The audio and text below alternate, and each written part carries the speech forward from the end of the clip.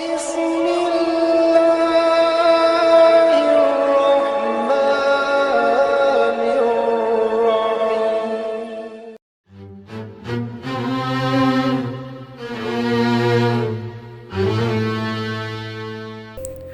Syukur Alhamdulillah kita bisa berjumpa lagi di channel ini.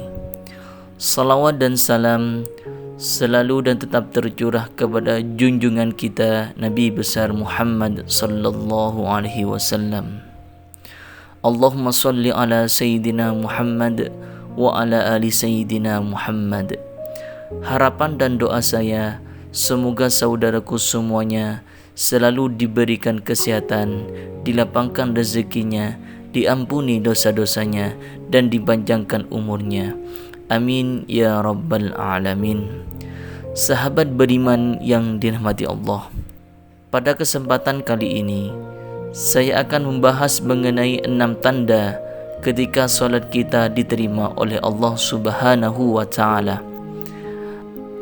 Apabila saudaraku semuanya merasakan 6 hal ini, insya Allah solat saudaraku semuanya bisa diterima. Dan apa keuntungan kita jika solat kita diterima? Saya mengatakan sangat banyak, mulai dari rasa tentram dalam diri, terkabulnya segala doa kita, kelancaran segala urusan dunia, dan yang paling penting adalah kenikmatan ketika kita nanti di akhirat. Tentunya kita juga sudah tahu bahwa yang akan dihisab pertama kali pada yaumul akhirat adalah amal ibadah kita, sebagaimana yang disabdakan oleh Rasulullah sallallahu alaihi wasallam.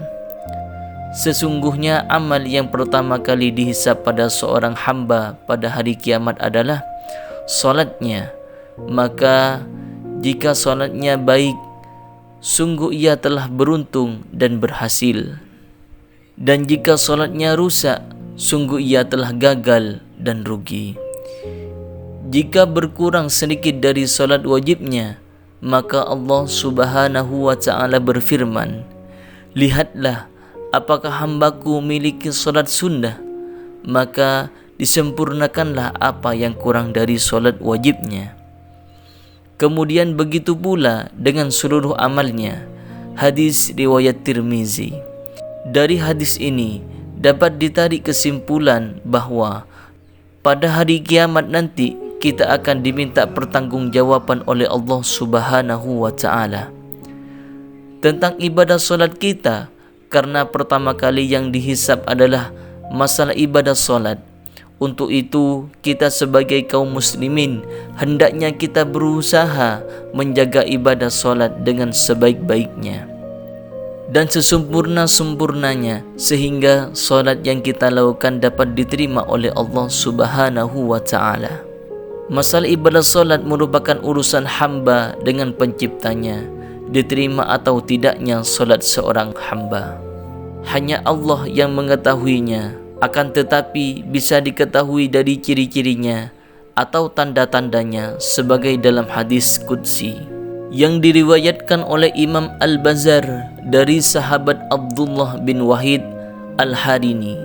Rasulullah sallallahu alaihi wasallam bersabda, "Sesungguhnya aku hanya menerima solat seorang yang bersifat tawaddu karena kekagunganku dan tidak mencela makhlukku, dan tidak membiasakan maksiat dan durhaka kepadaku, dan menghabiskan waktu siangnya untuk berzikir kepadaku, dan mengasihi orang-orang miskin dan ibnu sabil, dan kepada janda-janda miskin, dan mengasihi pada orang-orang yang tertimpa musibah."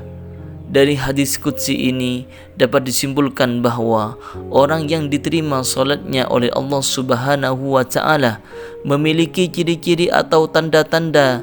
Yang pertama adalah sikapnya akan selalu tawaddu karena kekagungan Allah, rendah diri terhadap sesama, tidak sombong, selalu mengagungkan kebesaran Allah, patuh terhadap segala aturan-aturan yang ditetapkan oleh Allah Subhanahu wa ta'ala, dan mudah bersyukur setiap saat meski diterpa cobaan yang berat sekalipun.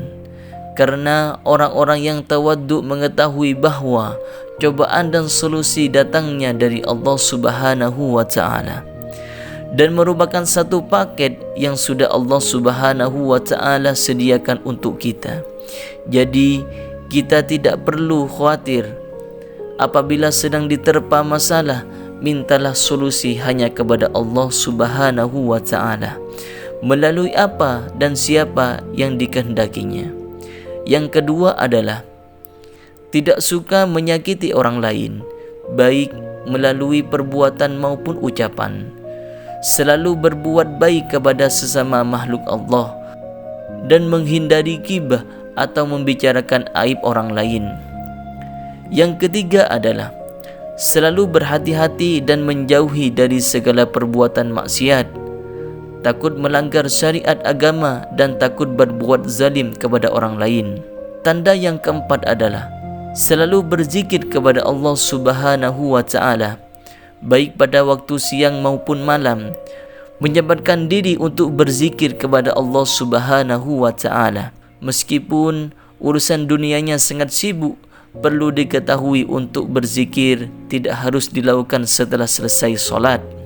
Bahkan dalam rutinitas pekerjaan pun kita bisa berzikir.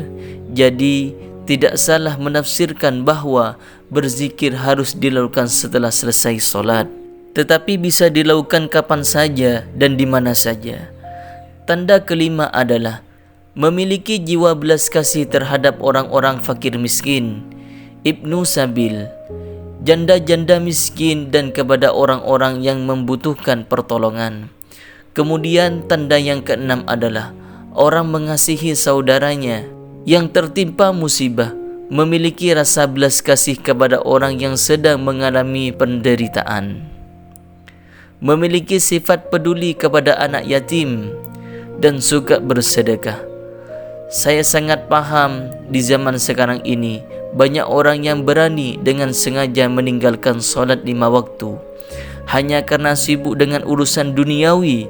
Meski begitu, mulailah untuk menyeimbangkan antara urusan duniawi dan urusan akhirat.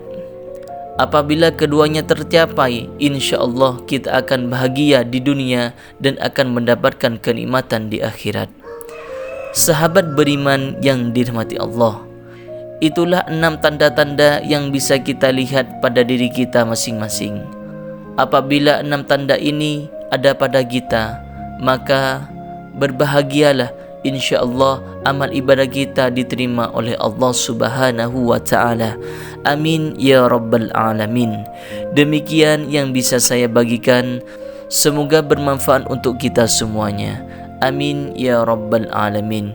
Assalamualaikum warahmatullahi wabarakatuh.